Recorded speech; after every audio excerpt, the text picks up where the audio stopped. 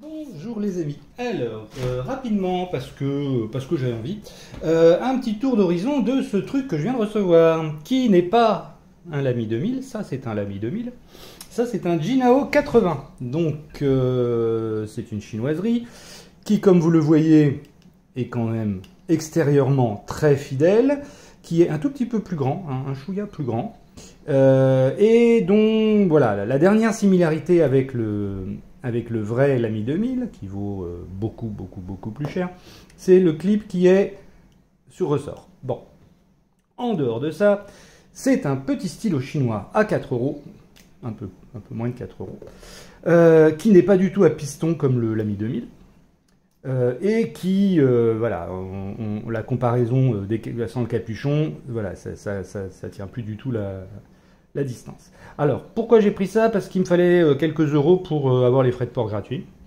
Le Lamy 2000, bah, je vous en parlerai plus avant un jour, c'est vraiment un super stylo avec une plume en or, un piston tout à fait incroyable.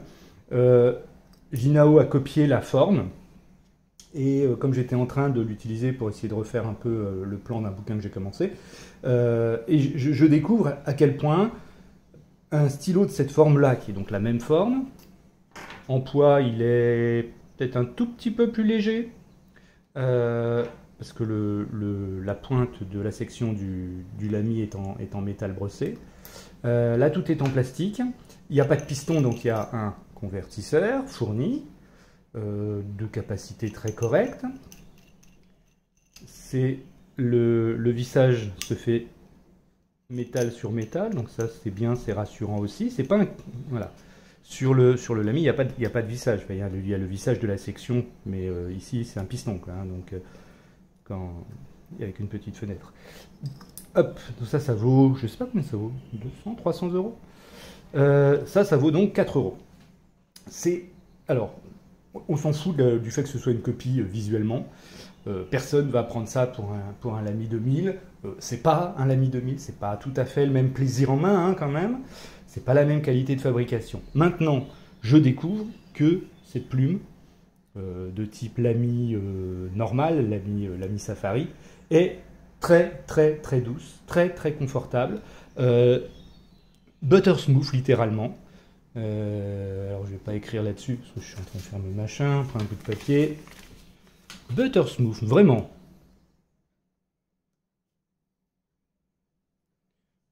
Lisse comme si ça glissait sur du beurre. Et ça, c'est très surprenant parce que quand même, c'est pas. Je sais pas si vous voyez bien. Je peux même mettre un coup de macro. Est-ce que je peux prendre mettre un coup de macro? Je suis pas sûr.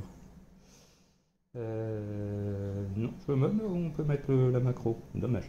Bon, est-ce que. Ouais, c'est des plumes un peu carrées type Lamy Safari. Bah, y a pas grand-chose à dire dessus. Ça écrit très bien, ça se transporte, c'est du plastique. Probablement beaucoup moins solide que le polycarbonate dit Macrolon du Lamy 2000, qui lui ne bouge pas depuis des années et des années. Celui-là, je sais pas combien de temps il va durer, si je le trimballe dans mes poches ou dans mes sacs. Je m'en fous, c'est 4 euros, quoi. Et ça écrit, je veux dire là, voilà. Donc c'est vraiment très bien. C'est rigolo. C'est un copie, un rip-off visuellement extérieur du Lamy 2000, sans aucun doute. Je ne pense pas qu'ils auront des procès pour ça, parce que Jinhao, c'est leur habitude, hein. Que dire de plus?